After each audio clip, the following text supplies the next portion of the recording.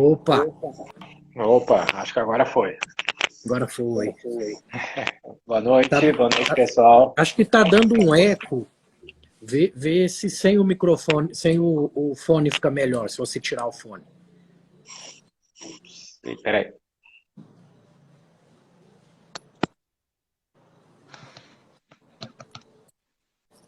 Estão me ouvindo bem? Agora sim, agora tá ótimo. Acabou o eco? Acabou sim. Alex, primeiro, muito obrigado por aceitar. Faz tempo que eu queria uma live contigo. O tema podia ser mais ameno, né? Mas Bom dia. acabou a missão sendo nossa, né? Que os nossos amigos em comum aí pediu para a gente esclarecer um pouquinho algumas coisas referente à morte do nosso amigo, professor Diego. Mas antes de entrarmos no cerne da nossa conversa, fala um pouquinho de você, sua formação, sua vida, como você chegou até aqui, um pouquinho do Palavras Médicas, que eu já segui há muito tempo. O que você me conta? Então, primeiro, o tema, obviamente, nos é doloroso, né? Eu também queria fazer uma live com você, já tem um tempo, mas acabou que ficou por conta desse tema ingrato, mas não menos necessário. Eu sou cardiologista aqui do Rio de Janeiro e durante muito tempo eu tenho 23 anos de formado e durante muito tempo eu fui um médico tradicional, vamos dizer assim, como os outros.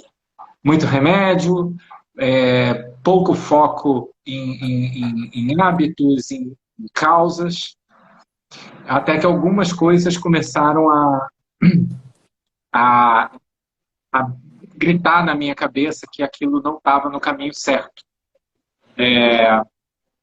Um deles em mim próprio, quando eu com 38 anos, hoje eu tenho 48, com 38 anos eu fiquei hipertenso, magro, e fiquei hipertenso. E aquilo me bateu muito mal. Possível.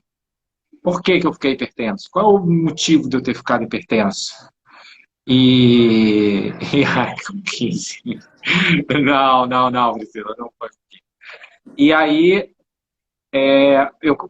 dali foi o start de muita coisa, de eu começar a estudar e ver que o impacto de hábitos saudáveis de vida é muito, muito, muito maior do que a medicina comumente propaga.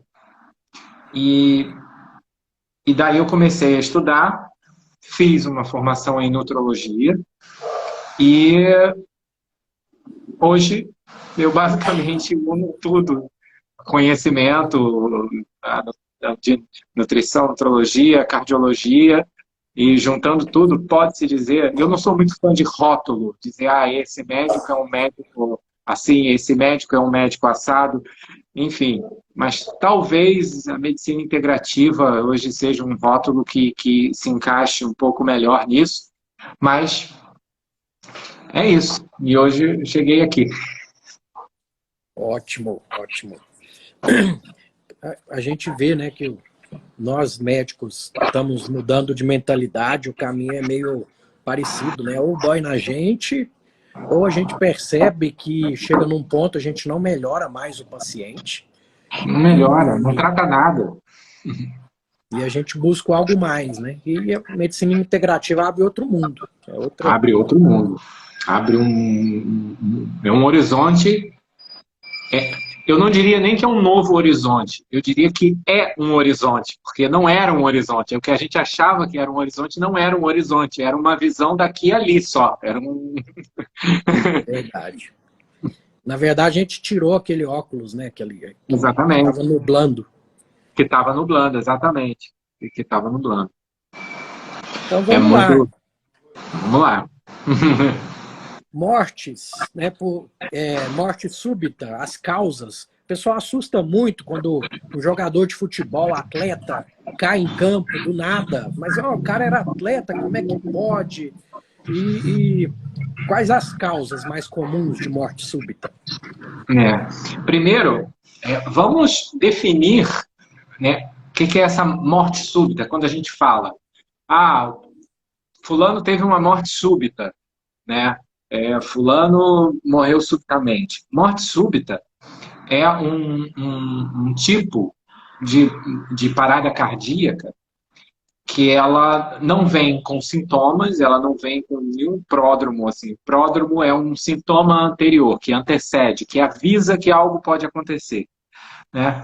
Então, é aquele sujeito, por exemplo, eu estou falando aqui com você, normal, de repente eu faço assim. E acabou. Isso é uma morte súbita. Isso é uma morte súbita. Tá? Na Euro, o jogador fez isso. Ele estava em campo, normal, de repente ele não simplesmente ele apagou, ele acabou. Ele foi salvo porque tinha um desfibrilador próximo e gente capacitada para usar. E isso salvou a vida dele. Mas isso é uma morte súbita. Quais são as causas de morte súbita? Morte súbita. Primeiro, o que é a morte súbita? É essa parada cardíaca. Mas essa parada cardíaca não é uma parada cardíaca como mostra. O paciente está lá no monitor, fica em linha reta. Não, não é. Não é. Morte súbita é um tipo de arritmia cardíaca que a atividade elétrica do coração fica tão caótica, que ela não é capaz de gerar um batimento. E o coração para. Mas, eletricamente, ele está um caos. Um caos. Vale ressaltar que músculo cardíaco, o próprio músculo esquelético, qualquer músculo, ele precisa de uma atividade elétrica para ativar as fibras musculares e, sim, ter o evento mecânico da contração. O coração não é diferente. A diferença é que o coração gera a sua própria carga elétrica. Ele tem algo como um marca-passo, que tem a automaticidade e ele gera seus próprios impulsos. Isso dita a frequência cardíaca. Quando um monte de foco dispara ao mesmo tempo, isso pode gerar uma atividade elétrica tão caótica que essa atividade elétrica não consegue organizadamente gerar uma contração e o coração para por isso. Tá? E o coração para por isso. Então, o que comumente pode... Vale saltar. Comumente dentro dos episódios de morte súbita. Isso não é comum. Graças a Deus, na população geral não é comum. Mas o que é mais comum causar morte súbita? Primeiro fator disparado. Doença coronariana. Doença coronariana é a maior causa de morte súbita que existe. Doença coronariana é a obstrução de artérias coronárias, tá? Pode causar esse tipo de arritmia. Antes mesmo de causar um infarto. Não precisa causar um infarto para que cause a morte súbita. Só a falta de irrigação sanguínea numa determinada área no coração pode desorganizar a atividade elétrica de forma suficiente para causar essa arritmia e causar morte súbita. Então, disparado, a maior causa de morte súbita é doença coronariana. Depois da doença coronariana, nós temos algumas situações que podem ser causadoras de morte súbita. Falando no caso do jogador de futebol, existe uma alteração cardíaca chamada coração de atleta, em que, de uma forma benigna e saudável, pelo alto rendimento ao que é submetido, o coração de um atleta pode desenvolver uma certa hipertrofia, ele pode ficar mais espesso, músculo mais grosso. E isso pode ser causa de arritmias cardíacas, levando, de uma forma graças a Deus, muito mais rara, há arritmias perigosas que podem causar morte súbita. Uma outra causa de morte súbita, outras causas, são praticamente todas doenças de cunho genético, doenças de alterações genéticas, que vem. A mais comum e mais conhecida é a cardiopatia hipertrófica, que também vitimou um jogador brasileiro há alguns anos atrás, um jogador que jogava no São Caetano, que morreu em campo também. Ele, depois de um pique, ele simplesmente acabou e fez uma arritmia. Depois descobriu-se que ele tinha cardiopatia hipertrófica. Não só tinha cardiopatia hipertrófica, como ele tinha um laudo do INCOR de São Paulo proibindo-o de prática de exercício de alto rendimento. E mesmo assim, por conta de questões outras, ele foi posto para jogar e morreu, infelizmente morreu em campo. Quase deu cadeia em médicos, em dirigentes, deu bastante confusão isso.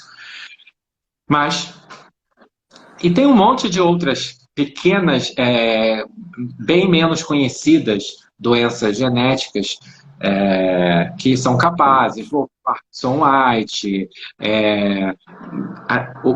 fenômenos que a gente chama de canelopatias, são distúrbios bem de canais de sódio e potássio, coisas muito específicas, genéticas do coração, que podem ser causa de morte súbita. Né? Distúrbios do magnésio muito baixo, quando baixa diretamente, até mesmo na circulação, a gente sabe que o corpo vai manter magnésio normal no sangue, mesmo com deficiência de magnésio até bem crítica, mas quando ele começa a baixar realmente no sangue, o corpo começa a ficar mais propenso a arritmias mais sérias. Tá? Então, a morte súbita é isso. Vale lembrar que aquela pessoa que está assim, de repente, ela tem um infarto, bota a mão no peito, grita, tô com dor, e acaba morrendo, isso não é morte súbita. Isso ele morreu de um infarto agudo do miocárdio. Ele não é considerado morte súbita. Morte súbita é aquela sem sinal, sem aviso. A pessoa simplesmente e acabou. Isso é a morte súbita. Ficou bem claro, ficou bem explicadinho. Agora, então, pensando, depois de causas de morte súbita, você falou do infarto, né? A pessoa sente um infarto, grita, às vezes não tem ninguém para acudir ela ali e vai também. Então vai a óbito também. Sim. É possível alguém saudável infartar?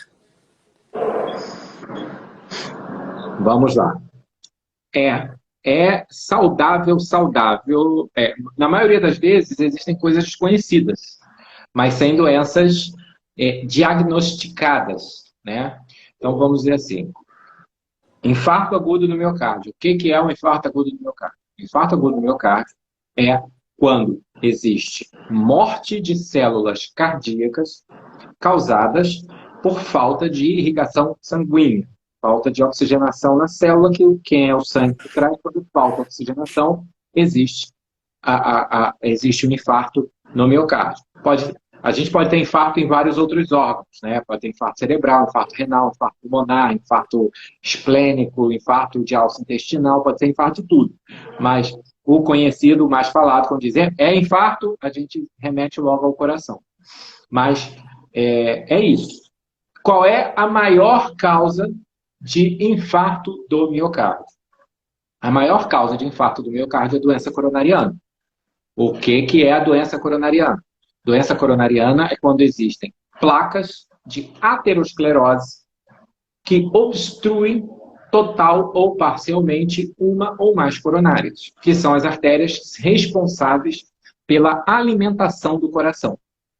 Né? São essas artérias. E aí, quando essas artérias se entopem, e a maior causa desse entupimento é a doença coronariana, você pode ter um infarto do miocárdio. Tem gente que descobre antes, trata e fica bem. Mas quando não é tratado, não é descoberto, ele não dá, muitas vezes não dá sinal de aviso, a pessoa pode ter um infarto que pode ser ou não fatal. Causas de infarto sem ser doença coronariana. Existem algumas, tá? Uma delas é trombose.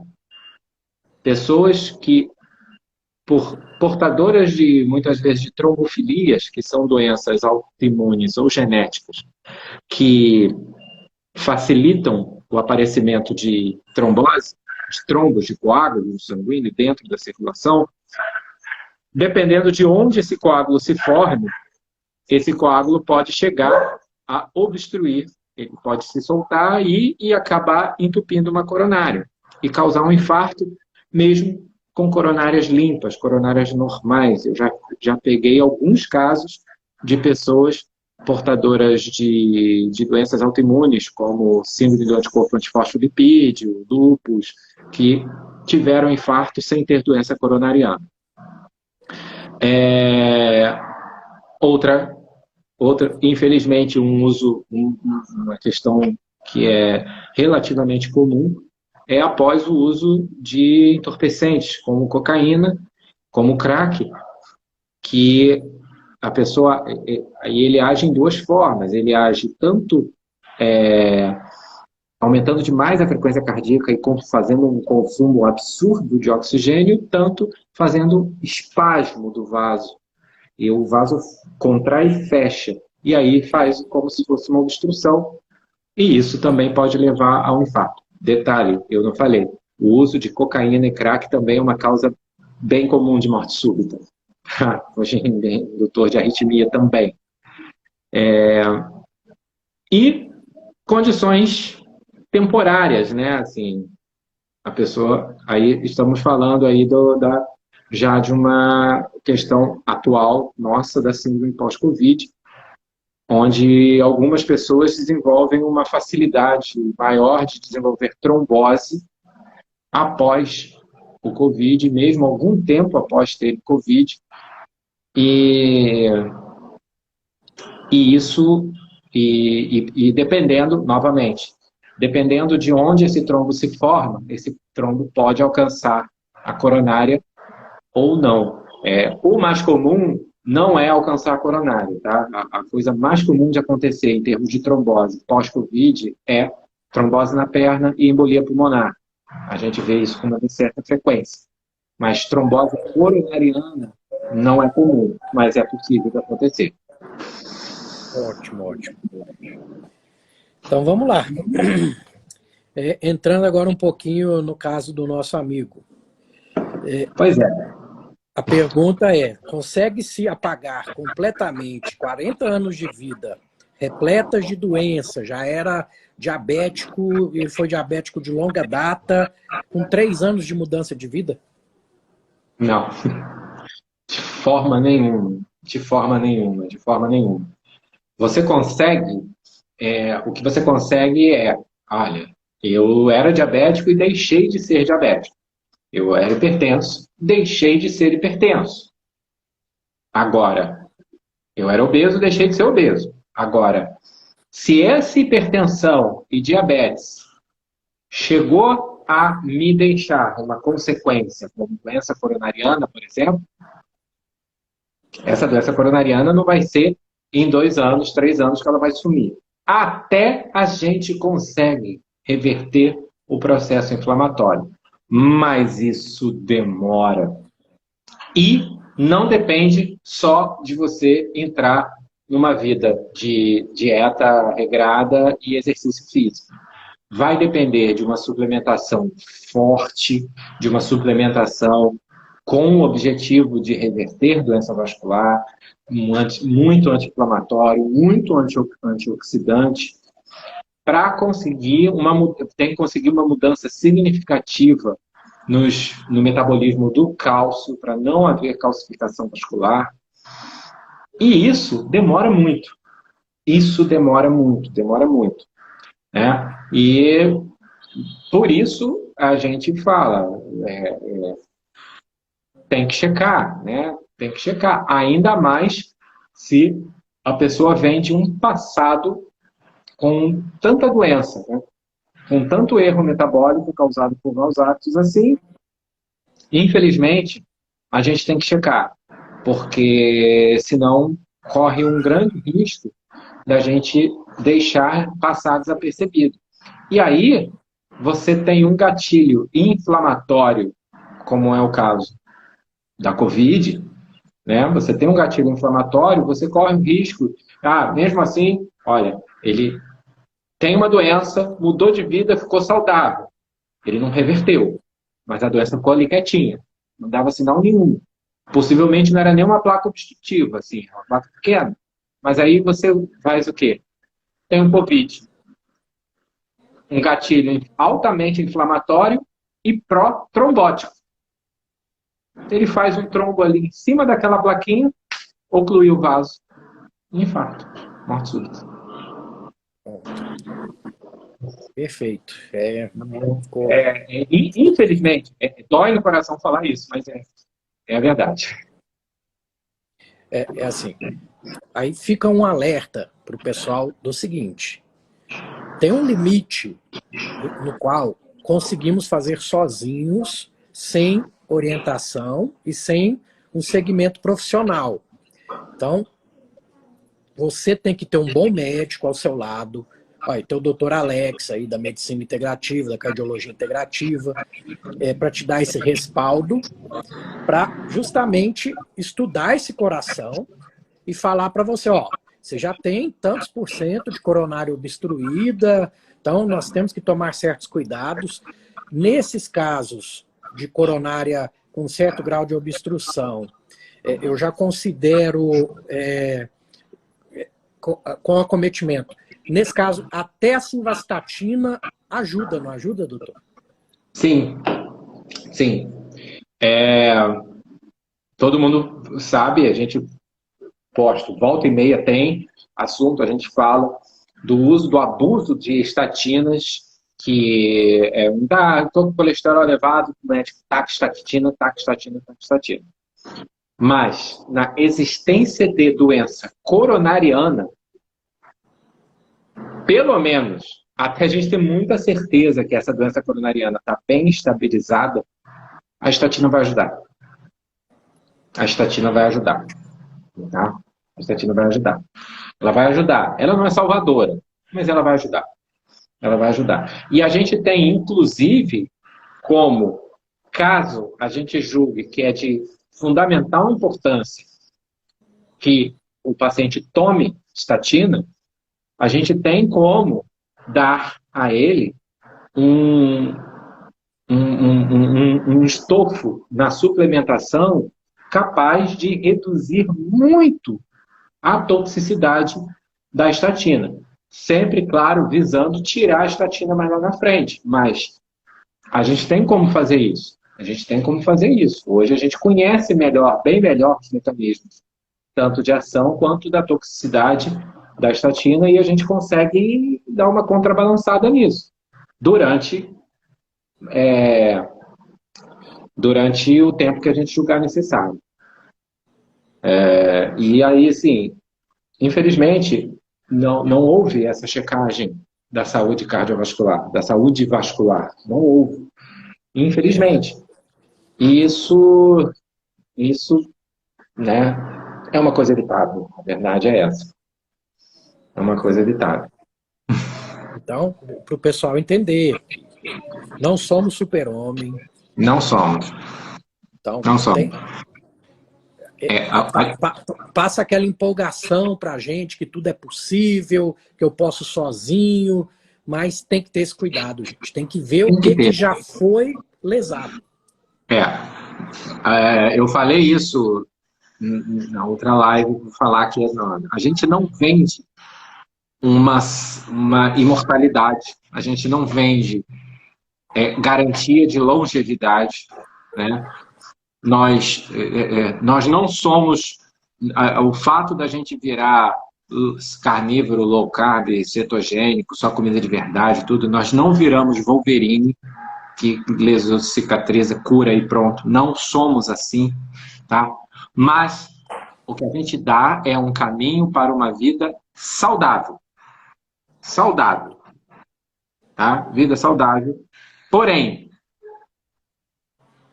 o fato de você passar a ter uma vida saudável não apaga anos de abuso do corpo que praticamente todos nós tivemos, né? Praticamente todos nós tivemos, até abrir os olhos sobre o que está acontecendo, todos nós tivemos. Alguns ficaram mais doentes que outros. Alguns podem ter consequências mais definitivas que outros. Mas todos nós tivemos. E todos nós vamos ter algum grau de consequência disso. Não tem jeito. Não tem jeito. Todo mundo comeu açúcar, todo mundo comeu trigo, todo mundo comeu óleo vegetal, entendeu? Alguns fumaram, muitos beberam, bebem. Então, alguma coisinha tem. Alguma coisinha acaba tendo. Infelizmente, mais em uns, menos em outros, mas alguma coisinha tem. A gente vive num mundo atual hoje já bastante hostil no quesito saúde. A gente não respira um ar bom, a gente não bebe uma água boa. Os alimentos, mesmo aqueles que são comidas de verdade, que são naturais, muitas vezes vêm com defensivos agrícolas, com metais, o ar tem poluentes. Então a gente já vive num mundo relativamente hostil do ponto de vista de saúde. E todos nós carregamos aí na nossa bagagem alguns anos de abuso. Muitas vezes, uma pessoa mais estudiosa e mais dedicada, muitas vezes ela consegue realmente mudar de vida, de dieta, de tudo, sem o auxílio de profissional. Agora, checar a saúde para saber se ela já tem uma consequência, se ela já tem um problema, aí não tem jeito, aí precisa do profissional, né? Vai saber qual exame fazer, por onde começar a investigação, o que sinais e sintomas significam, enfim. Aí não tem jeito, vai precisar de um profissional sim, porque senão não vai dar, a chance de não dar certo é grande.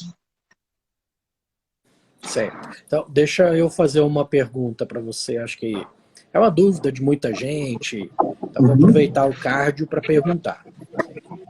Eu sou uma pessoa obesa nesse momento e tenho uma placa instável no meu coração e quero começar uma dieta rica em gordura, da noite para o dia. Eu vou parar na minha dieta ocidental e vou cair numa carnívora, mas aquela com muita gordura mesmo. Eu estou em risco se eu fizer isso? Num primeiro momento, a placa pode até aumentar.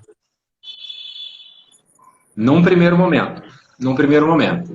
Você tem que entender que você vai estar colocando, você vai passar a absorver uma grande quantidade de gordura,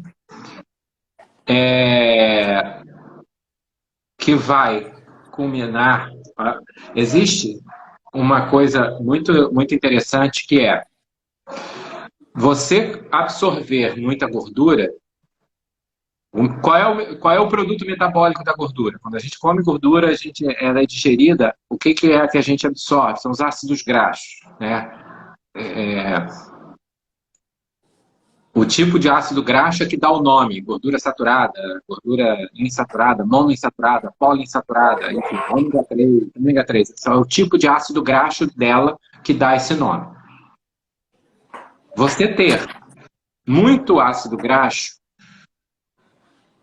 é uma coisa, mas quando você está inflamado com síndrome metabólica, você acaba tendo muito ácido graxo livre na circulação.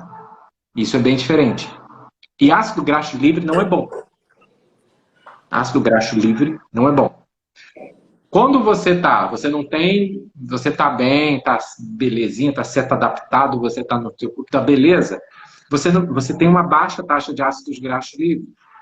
Você vai absorver esses ácidos graxos vão ser rapidamente, vai dar destino. Ou eles são matéria-prima para fabricar outras coisas, ou eles vão ser síntese de energia. Mas você tem que entender que no momento que você está todo inflamado,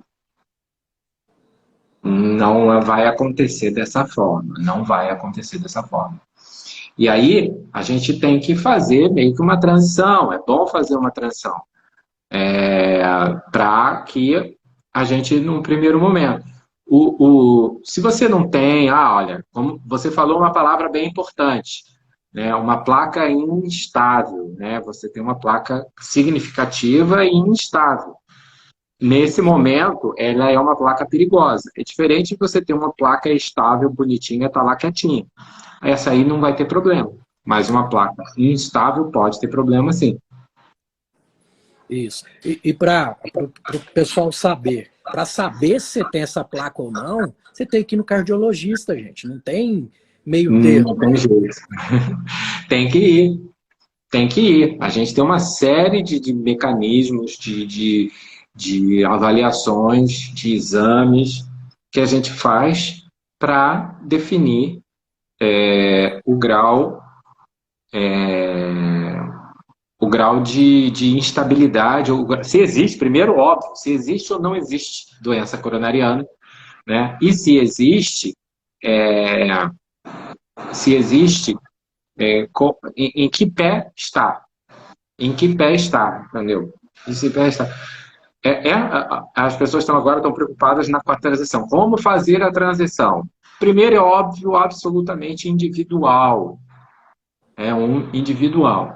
O que eu quero dizer é que você pode ser carnívoro. O que não é... A gente vive dizendo, gordura não faz mal, gordura não faz mal, a gordura natural dos alimentos, a gordura da carne não faz mal. Não faz.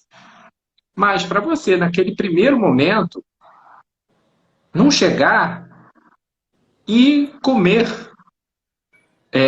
aquela carne mais gorda que tiver a comer, entendeu? Comer. Se você vai passar um bife na banha de porco, você não vai ser aquele banho de imersão do bife na banha de porco. Você, entendeu? É isso, principalmente, entendeu? A gente costuma dizer, principalmente aquelas pessoas que têm objetivo, independente disso, que têm o objetivo de emagrecer. Né?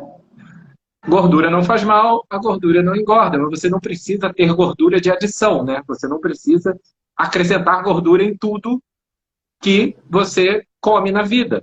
Então tem gente que a partir do momento que você fala que gordura não faz mal, o cara vai tomar um café, ele bota nata ou óleo de coco no café. O cara vai mexer ovos, plaft, banha de porco, manteiga, muito mais do que precisaria. O cara vai comer bife, banha de porco e tudo. Não é assim, não precisa ser assim, não tem necessidade. Tem uma frase célebre aí do pessoal, né, de quem eu escutava os podcasts no começo, né? Você tem que perder o medo da gordura, mas não a noção, né? Não a noção. Não a noção, exatamente. Você perdeu o medo, não a noção. Entendeu? As comidas têm a gordura delas. Você vai comer carne, a carne tem a gordura dela. Você vai comer ovo, o ovo tem a gordura dele. Você vai comer o abacate tem a gordura dele. Entendeu? Você não precisa chegar e chapar gordura em tudo. Entendeu? No momento, se você está saudável, essa gordura em excesso pode atrapalhar o seu emagrecimento. Ou até fazer você ganhar alguma coisa. Se você não está saudável, você pode piorar seu caso, essa gordura. Simples assim. É diferente. Eu, que sempre fui sedentário, né? Me comparar a um Alessandro Medeiros, que é o nosso cisne negro aí, que eu acho que ele pode beber gordura, que para ele vai queimar tudo. A condição metabólica é que importa tudo. Tá, o que você faz? Não, eu faço aquela academiazinha mequetrefe ali para não perder 3, 4 vezes por semana e tal, não sei o quê. Eu sou um atleta. É diferente. Então é isso. Tu bota óleo de coco em todos os cafés e toma 6 cafés por dia. Né? Não O excesso tem que ser guardado em algum lugar, né? O O excesso tem que ser organismo, guardado ele em não algum lugar. desperdiça, ele dá um jeito, ele dá um destino. Exatamente. Ele dá um destino. Então, pronto. E uma coisa que está acontecendo muito na síndrome pós-Covid, eu tive pacientes assim já, que eu estou na linha de frente, no primário, no secundário, no terciário, e você vê, o paciente vai embora bem, passa um mês, 2 meses, você tem a notícia que ele foi a óbito. Mais ou menos parecido com o que ocorreu com o nosso professor. Exatamente. E uma pessoa que teve um Covid, apesar de ser um Covid leve, e continua malhando pesado. Pesado mesmo, assim, de levantar ferro. O risco é maior para esse paciente? Depende, né? Tem algumas coisas na síndrome pós-Covid que é interessante. A primeira, uma coisa que é bem importante é que muitas pessoas saem do Covid, mesmo que tenha sido um Covid não muito grave, um Covid leve, as pessoas saem com dano mitocondrial. Né? Para quem não sabe, mitocôndria são as nossas usinas energéticas, que tem em praticamente todas as células do corpo. São elas que são as responsáveis pela produção de energia do nosso corpo. O Covid adora mitocôndria. E aí, ele danifica as mitocôndrias. Então, a pessoa teve um Covid que nem foi tão sério assim, um Covid, passou bem, teve lá seus sintominhas e tal, passou, recuperou, parou, ótimo.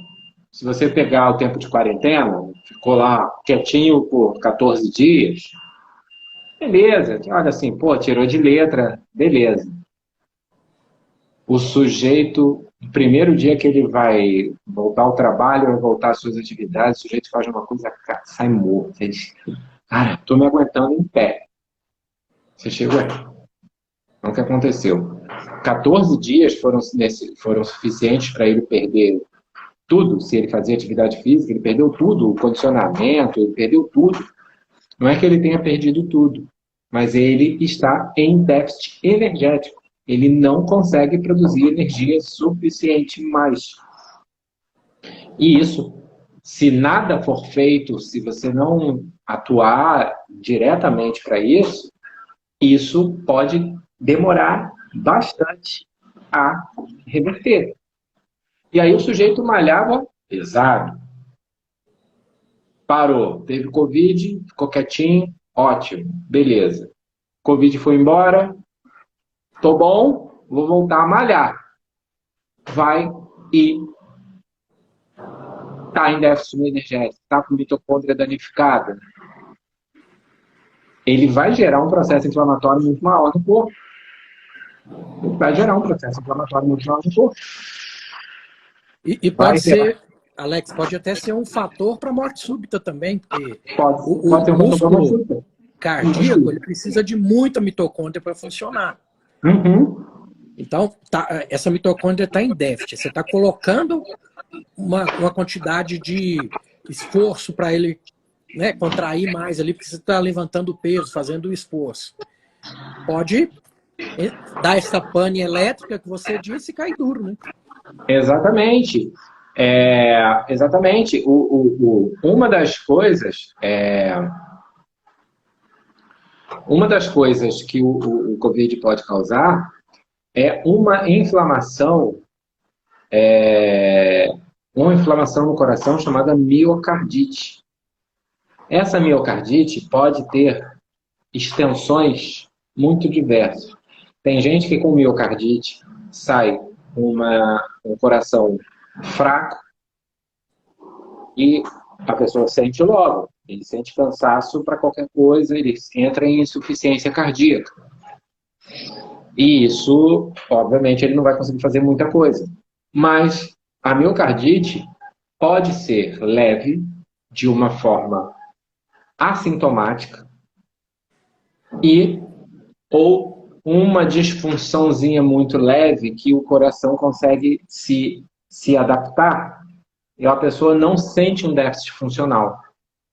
E ela vai fazer, isso pode predispor, por exemplo, a arritmias. O músculo está inflamado, O músculo está inflamado. A miocardite pode causar uma necrose miocárdica, que até confunde com infarto. É preciso fazer exames até mais detalhados, às vezes, para diferenciar um de outro. É muito comum, a gente chega na emergência, o paciente com dor no peito, com falta de ar, uma clínica muito parecida com infarto. Você interna como se infarto fosse. Aí você manda o paciente para o cateterismo. Quando você olha no cateterismo, as coronárias estão limpas. O paciente tinha nada na coronária. Você vai, então, peraí. Vai e volta e vamos investigar a miocardite. Acha miocardite. E miocardite pode matar. Miocardite pode matar. Então, e também não é raro miocardite pós-Covid. Também não é raro. Pode dar pericardite também, com derrame, pericárdio, tudo? Pode? Pode sim. Pode sim. Essa doença a gente ainda vai ter alguns anos aí para aprender, porque tem muita coisa, né? Ainda vai ver. Lá no início, já tinha se detectado, lá no início, quando se falava, olha, grupo de risco, é hipertenso, é diabético, não sei o quê, o portador de arritmia cardíaca já era considerado, que tinha uma mortalidade um pouco maior. Só que ele nunca se especificou. É qualquer arritmia? Qualquer tipo de arritmia, porque tem arritmia que é muito banal e tem arritmia que é muito séria. Então, eles nunca especificaram, fizeram um trabalho dizendo, olha, quem tem taquicardia ventricular é pior, quem tem fibrilação atrial é pior. Não, eles nunca fizeram esse tipo de trabalho. Colocaram todo mundo de arritmia no mesmo pacote. Mas já se sabia que quem tinha algum problema de arritmia já tinha uma incidência maior de lesão grave, de desenvolver formas mais graves. Né? Pronto. Perfeito, acho que a gente conseguiu esclarecer bem aí os possíveis motivos, né? Que o laudo veio como um infarto fulminante, tudo. E no laudo dele também veio falando da questão da síndrome pós-Covid. Então, muito triste. A gente conseguiu esclarecer, tinha muita gente com dúvida, muita gente fazendo perguntas, e a esposa dele, a Meg, permitiu que a gente falasse sobre, né? Então, foi tudo feito dentro dos conformes aí.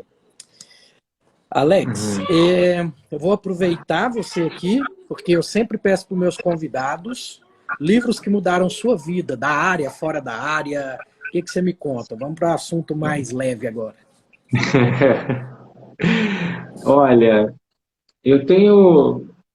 eu leio, inclusive, eu gostaria de ler muito mais do que eu leio literatura não técnica. Literatura não técnica.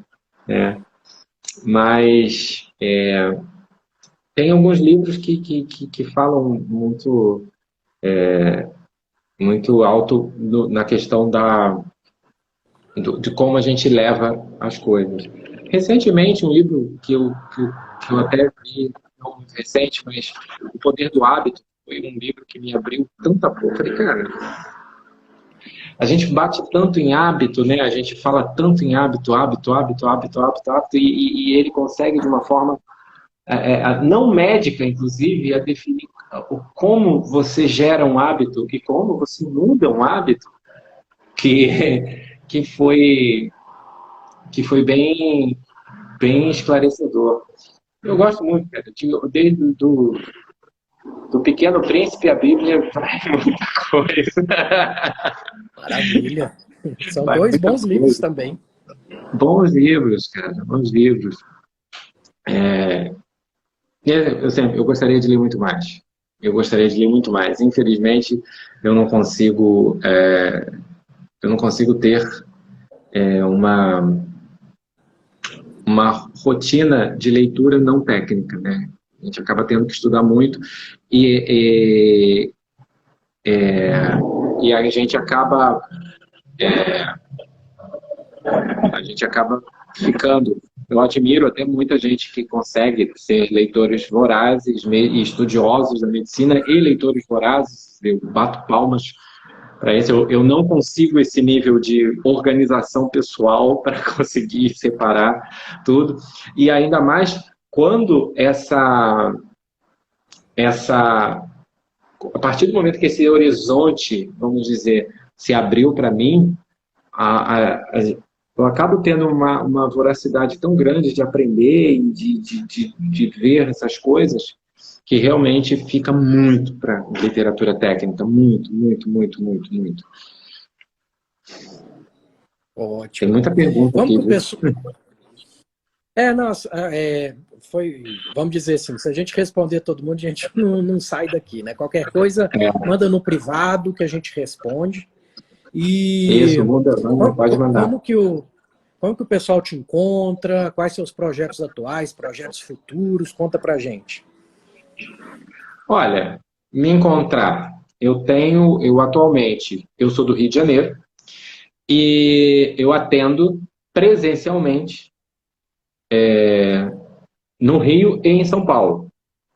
Tá? Eu tenho uma agenda mensal em São Paulo, no Instituto Avantgarde.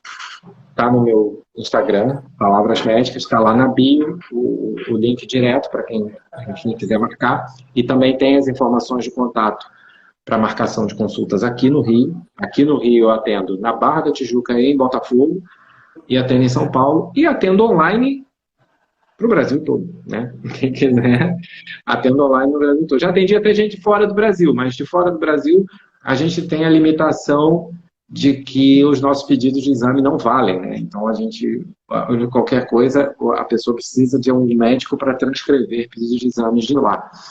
Mas quem tiver exames prontos, inclusive, eu já consigo, a gente já consegue ver e atender e dar as orientações que são necessárias. Mas online, bombando para todo o Brasil. É uma ferramenta que mudou bastante. Uma coisa que foi positiva, que a gente já deveria fazer uso há bastante tempo, que o CFM permitiu com a pandemia, foi a telemedicina. Ajuda bastante. Verdade. Então, quer deixar algum recado final, alguma lição para o pessoal desse caso, dessa perda trágica nossa? Quero. Eu queria muito que as pessoas se cuidassem mais, tá? Nós temos aqui nas pessoas que são mais próximas da gente aqui na internet, no ponto de vista no Instagram, a gente tem exemplos maravilhosos de pessoas que mudaram muito de vida com a mudança dietética, com a mudança dos hábitos e se transformaram. Isso é muito bom, mas isso não apaga o seu passado. E o seu passado pode ter deixado sequelas, pode ter deixado consequências que ainda estão aí. E isso não tem outro jeito. Você tem que checar a saúde. E, infelizmente, até eu reconheço, muitas checagens e tal, principalmente nessa medicina de plano de saúde, de consultas curtas, de médicos que têm que atender 20, 30 pacientes por dia para fazer um volume, para ter o dinheiro. Muitas dessas avaliações são insuficientes para definir se a pessoa está realmente em boa saúde ou não está. É preciso uma avaliação criteriosa, conversar, ouvir, entender, dirigir de forma correta o que vai se pedir. A questão de exame, tem gente que acha que é sair fazendo um bando de exame à torta e à direito, fazer tudo que é exame. Entendeu? Tem uma frase célebre de um médico chamado Claude Bernard, né, que deu o nome à síndrome de Claude Bernard-Horner. A frase dele é: quem não sabe o que procura, não sabe interpretar o que acha. Então, você saindo pedir exame sem saber por que você está pedindo, você não vai interpretar bem aquele achado. Não vai. Você tem que saber por que você está pedindo o exame. Então, o que que aquele exame vai te impactar? Tá? E se esse exame der alterado, vai fazer o quê? O que que isso importa para aquela avaliação que você está fazendo? E aí você dirige corretamente a sua avaliação e pede os exames que são pertinentes para aquele quadro clínico. Tem que ter. Se não tem, corre grande risco de dar errado. Maravilha.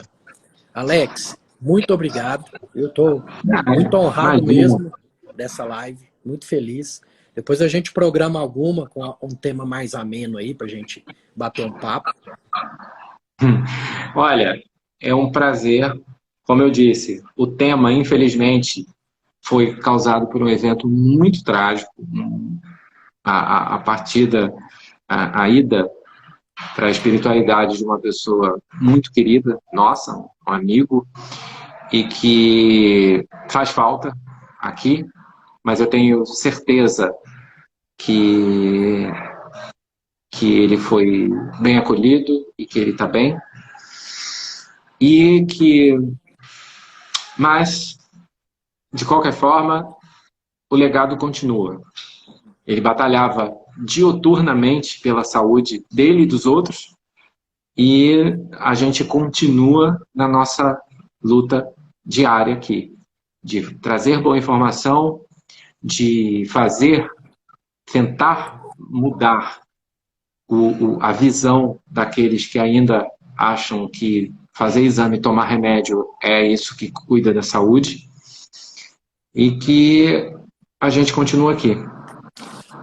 As dúvidas, pessoal, quem quiser, me segue lá no perfil Palavras Médicas, não sei se todo mundo aqui está me seguindo, e pode mandar dúvida no privado, no direct e tudo mais. Assim, com o tempo, eu vou respondendo. Volta e meia eu também boto caixinha de pergunta lá, pode botar sua dúvida também lá, que sempre que eu vou respondendo. E é isso, a gente vai trocando. A gente sempre vai trocando informação e experiência. Maravilha. Um grande prazer falar com você. Você é uma grande figura, admiro demais seu trabalho aqui. E, infelizmente, o tema da live, essa live foi motivada por esse evento trágico, mas querendo mais, amigo. Eu estou abertíssimo. Vamos fazer outras, vamos falar de outras coisas e promover saúde para esse pessoal. Maravilha. Fica com Deus, viu? Eu termino sempre com gratidão. Gratidão Carpe diem. total. Carpe diem. Gente, obrigado para vocês que ficaram aqui até essa hora assistindo. Fiquem com Deus todos vocês e até uma próxima. Até mais. Tchau, tchau. Tchau, tchau.